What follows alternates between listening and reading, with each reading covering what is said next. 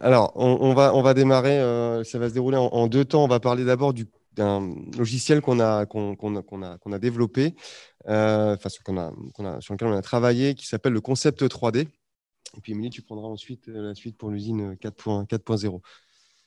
Voilà, donc ça, c'est un logiciel qu'on a imaginé et qu'on a développé avec un sous-traitant extérieur. Ce logiciel, on l'a baptisé Concept 3D. C'est un serious game en plasturgie. Voilà. La naissance de ce projet, pardon, c'était une réflexion autour de la simulation parce qu'on s'est aperçu dans nos métiers, enfin, on s'est pas aperçu qu'on fabriquait des pièces plastiques, mais on s'est aperçu qu'on avait de plus en plus de difficultés quand on forme nos stagiaires dans les entreprises, bien avoir la disponibilité des machines. Donc, on s'est dit, il faut qu'on réussisse à recréer des problèmes de production et qu'on puisse les résoudre via un logiciel sans forcément aller sur une machine. Euh, donc, l'idée était aussi que quand on est sur une machine en production et que nous, on va la prendre en formation, bah, on va créer des pièces mauvaises, on va euh, faire perdre de la productivité à l'entreprise, du temps, etc. Et voilà, l'idée est née de cela. Merci. Donc, l'objectif de ce concept, c'est de rendre l'apprentissage théorique plus ludique qu'il ne l'était. Également, de moderniser l'image de notre filière et puis de nos métiers, qui sont voilà, des métiers principalement d'atelier en production. D'imaginer une certaine immersion dans le cycle de fabrication. Donc, on le voit un petit peu sur la photo que vous avez en bas et on va le voir un peu sur une vidéo après, que on arrive à pénétrer à l'intérieur, je dirais, pas virtuellement, mais pas loin, de l'outillage, ce qui est difficilement, enfin, impossible à faire dans la réalité. Et puis également d'optimiser la formation de nos régleurs, puisque le temps théorique voilà, qu'on passe en formation théorique, bien aujourd'hui, on le passe avec ce logiciel-là qui permet de s'affranchir un peu de certains cas pratiques en atelier, même si on continue bien évidemment les cas pratiques en atelier. Merci. Donc, le principe de fonctionnement de ce logiciel, c'est que l'apprenant va recevoir sur une tablette qu'on voit en bas à droite l'information d'un défaut sur une pièce plastique qui est en cours de production. Donc, cette pièce plastique, bien, elle devient défectueuse et c'est à lui de proposer la solution la plus pertinente pour résoudre ce défaut. Donc, c'est exactement ce qu'on peut, ce qu'ils peuvent du moins avoir comme problème dans leur travail de tous les jours. Donc, c'est ce que nous, on a souhaité, refaire. Donc, on va pouvoir passer une petite vidéo de présentation qui permet de comprendre un peu plus le logiciel. Je vous laisse découvrir la vidéo et puis on peut en discuter derrière.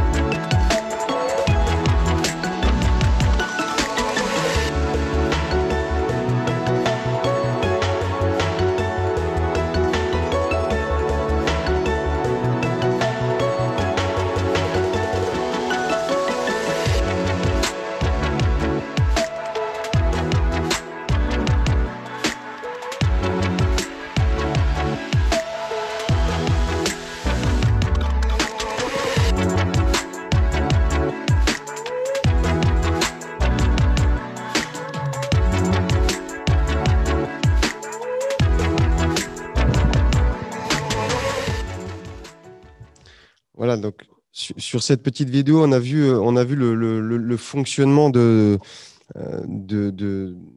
du logiciel, hein. Donc, Sébastien, à côté de moi, a grandement aidé au développement de ce logiciel-là, puisqu'il a fallu créer une matrice, en fait, à l'origine, pour déjà sélectionner les 16, hein, je crois, 16 principaux défauts qu'on peut retrouver en plasturgie, en tout cas en injection plastique. Y trouver les solutions, les causes de ces défauts. Voilà, une fois que tout ça, ça a été fait, on a travaillé avec un sous-traitant pour pouvoir mettre ça en exergue. Ça n'a pas été simple parce qu'on est sur des métiers, alors comme beaucoup de métiers, mais des métiers assez techniques où il faut comprendre un minimum la plasturgie pour pouvoir voir ce que vous avez vu, à savoir la simulation de l'injection plastique. J'ai une première question peut-être par rapport, enfin, qui m'est venue en regardant la vidéo. On voit à un moment donné à la fois le formateur et l'apprenant à proximité d'une vraie machine, cette fois. Est-ce qu'il y a à un moment donné un transfert, enfin un temps de passage en application sur la presse à injection, ou est-ce que tout le processus de résolution de problème se fait via l'application? Alors, vous me faites une bonne transition parce que Après, oui. au départ du projet, en fait, il était imaginé que de ne faire uniquement de la simulation. Donc, voilà, ça se passait uniquement en salle, sur les tablettes, et il résolvait le problème sur tablette. Et puis, plus on a avancé, plus on s'est dit que ce serait intéressant que ce qui corrige théoriquement, il puisse le vérifier sur un cas pratique, en fait, en atelier. Et alors, je vais demander de passer l'autre petite vidéo. Merci. Celle-ci, exactement. Et donc, alors, juste mettre pause, je vais te dire quand démarrer. C'est pas facile, hein, de piloter à distance. Euh, voilà. Et la pièce bleue que vous avez vue tout à l'heure simulée Oui. dans la petite vidéo, eh bien, on s'est dit qu'on allait en faire un moule, en fait, et qu'on allait voilà, fabriquer cette pièce. Donc, pour ce faire, eh bien, on a travaillé avec des formateurs internes, hein, qui ont réalisé le plan de la pièce. On a réalisé le plan d'outillage. Et puis, on a fait collaborer un groupe de stagiaires sur un CQP technicien outillage, qui s'est terminé la semaine dernière. Et la finalité de leur formation, ça a été de fabriquer ce moule-là. D'accord. Voilà, donc je peux passer la petite vidéo, qui est très synthétique, hein, mais qui reprend un petit peu ce qu'on a vu tout à l'heure. Voilà, donc là, on est sur de la vraie simulation. On est sur la vraie simulation et on est passé. Voilà, tu peux mettre pause si tu veux. Voilà, on a fabriqué le moule. Ils ont fabriqué le moule parce que moi, j'ai pas fait grand-chose. Mais ils ont fabriqué le moule et du coup, les 16 défauts qu'on retrouve sur notre pièce en simulation, eh bien, on peut les vérifier en réel, en fait. Voilà. Donc, on a vraiment bouclé pédagogiquement entre le virtuel, la simulation et la réalité. Voilà.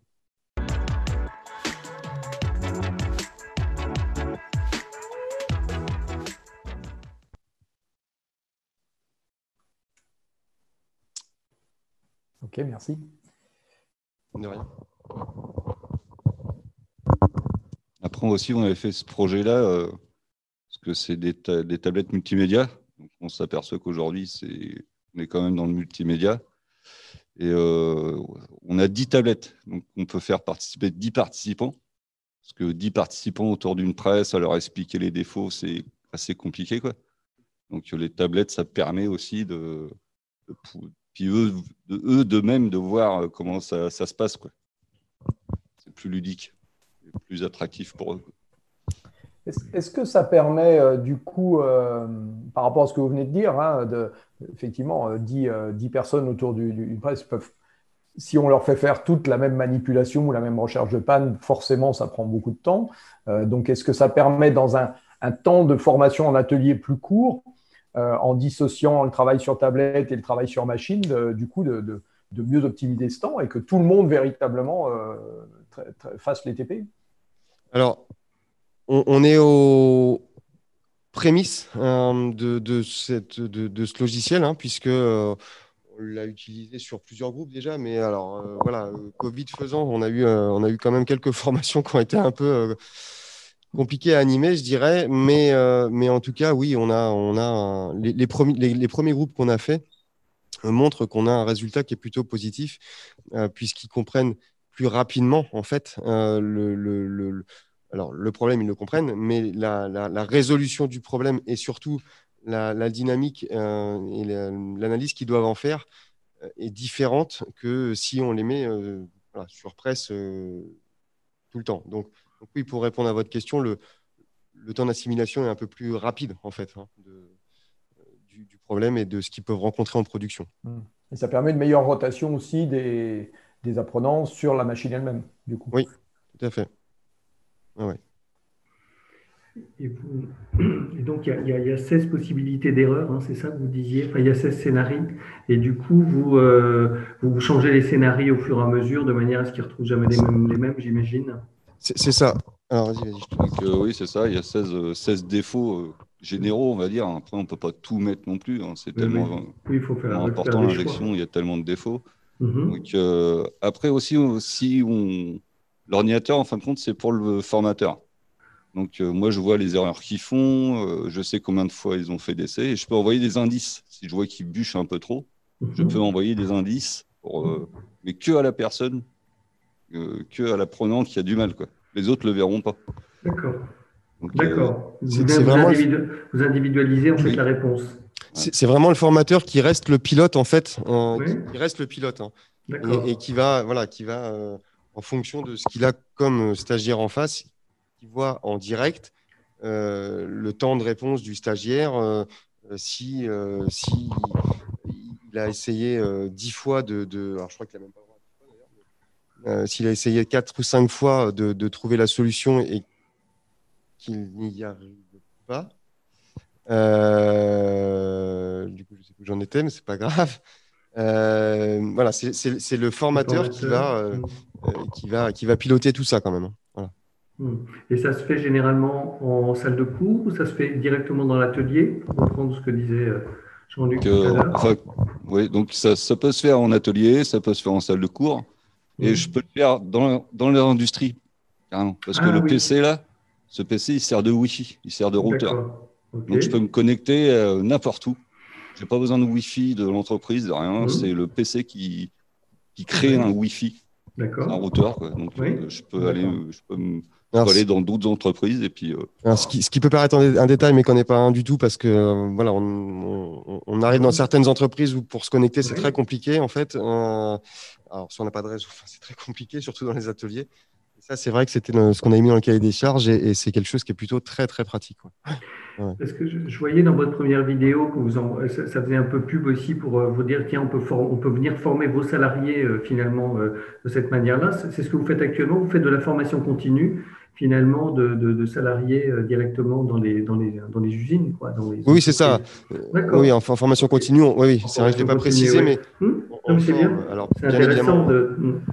Sur la plateforme technique ici à l'ISPA, mais on forme aussi ces formateurs qui vont aussi beaucoup dans les entreprises quand il y a des groupes qui le souhaitent, hein, et quand on peut le faire, qui vont former directement sur site en entreprise. Ouais. C'est une activité qui fait l'objet d'une évaluation, d'une note, et est-ce qu'elle était, si c'est le cas, est-ce qu'elle était déjà notée avant? Alors, sur toutes les formations que l'on fait, enfin là je peux en parler formation continue de toute façon, on fait une évaluation de fin de formation. Voilà, on a toujours fait ça, on continue à le faire et on va le faire encore plus puisque Calliope de toute façon nous impose ça, et voilà, en début, en milieu, maintenant et en fin de formation. Ce logiciel-là n'affranchit pas de faire nous une évaluation des connaissances en fin de formation. Mais dans le logiciel, il y a quand même des Pareto, hein, je crois, il me semble. Je te laisse intervenir si tu veux dessus. Donc moi je reçois sous fichier.csv, pardon. Donc, moi, je le retransforme en Excel sous tableur et puis je crée des Pareto. Et comme ça, je vois un peu l'évolution avant, après. Et puis, on peut en tirer des fichiers. Je pense qu'on peut travailler avec. Et qu'en plus, une valeur pédagogique pour vous, pour voir l'évolution des apprentissages, plutôt que de leur affecter une note ou une part de la note. Après, c'est souvent des adultes. Donc, oui, parce que c'est des formation gens, continue. l'école, bon, ils ont 40 ans ou 30 ans, l'école, ils en ont marre. Donner des notes, c'est un peu… bien sûr. Et vous allez l'utiliser en formation initiale également? Oui. Oui, il est prévu formation continue et formation initiale. Ouais.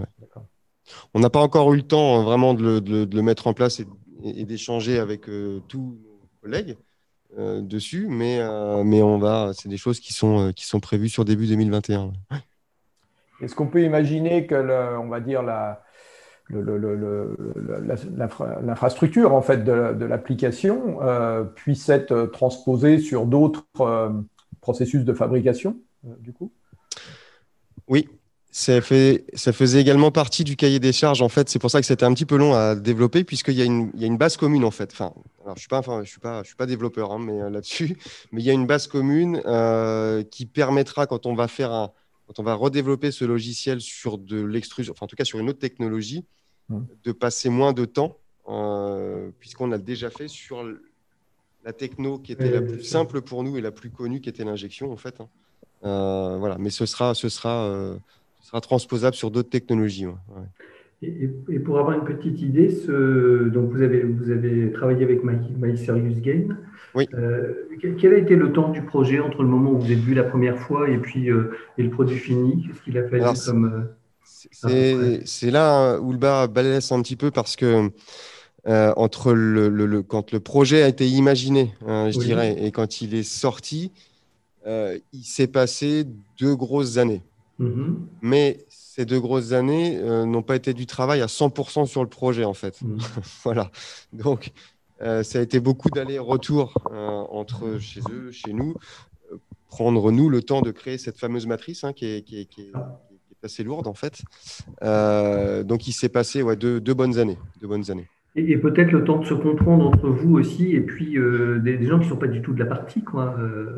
Et vous de comprendre ce qu'on pouvait faire avec un serious game ou ce qu'on ne peut pas faire, etc. Alors, c'est ça. Qu'il y a des décalages. Hein. Alors, j'irais même plus loin. C'est déjà de se comprendre entre nous, techniquement, parce que voilà, ça remet aussi des choses en cause. Hein. Oui. Je dis ça parce que parfois, quand on imagine un projet aussi, il y a tout l'imaginaire de ce qu'on pourrait faire. Et puis finalement, on n'a pas tous le même imaginaire déjà entre nous, déjà entre vous. Et puis après, il y a le prestataire qui va dire attention, ça on n'est plus, voilà, ça c'est autre chose, ça c'est une autre technologie, etc. Donc il faut le temps de calage, j'ai envie de dire, entre toutes les personnes. Quoi.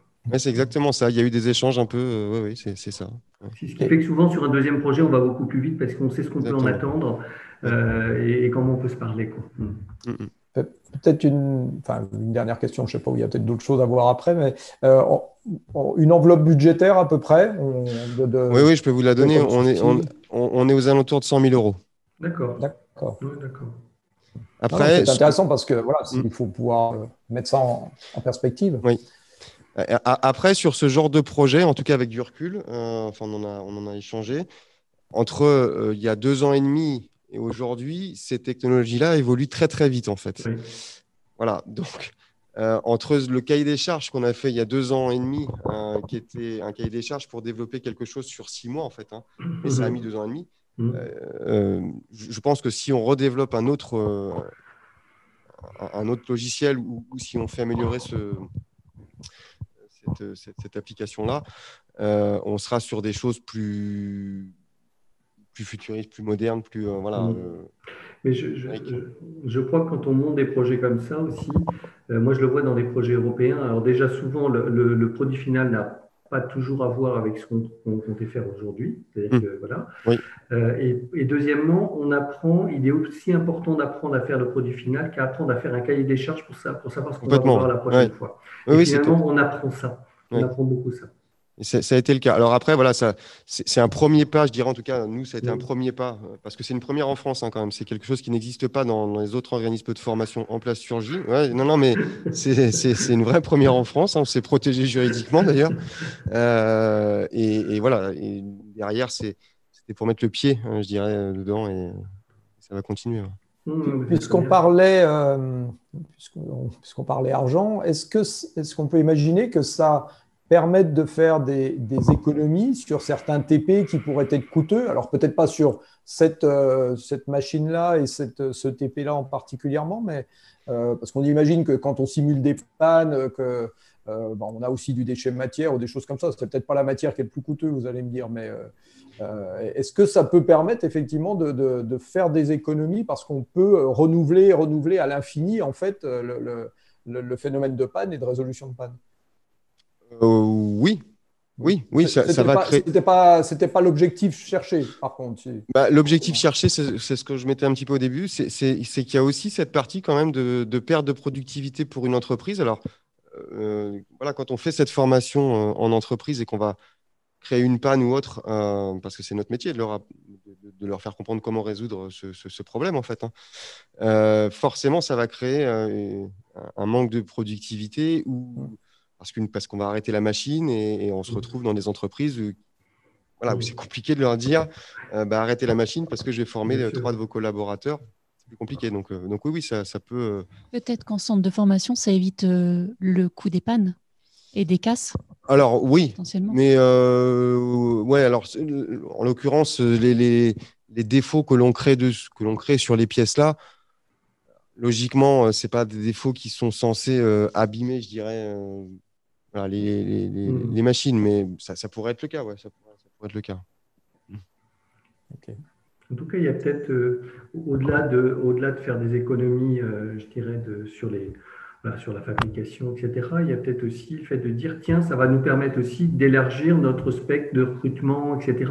Enfin, je fais un parallèle avec d'autres CFA qui ont mis en place soit du numérique dans la pédagogie, soit comme vous, qui ont mis en place des simulateurs, etc., et qui font que ça attire des jeunes ou des moins jeunes vers ce CFA parce qu'ils ont ces techniques, ils ont ces modalités pédagogiques. Et peut-être que demain, vous dites finalement, vous êtes fiers de dire on est les premiers et les seuls en France à l'avoir. C'est peut-être aussi une manière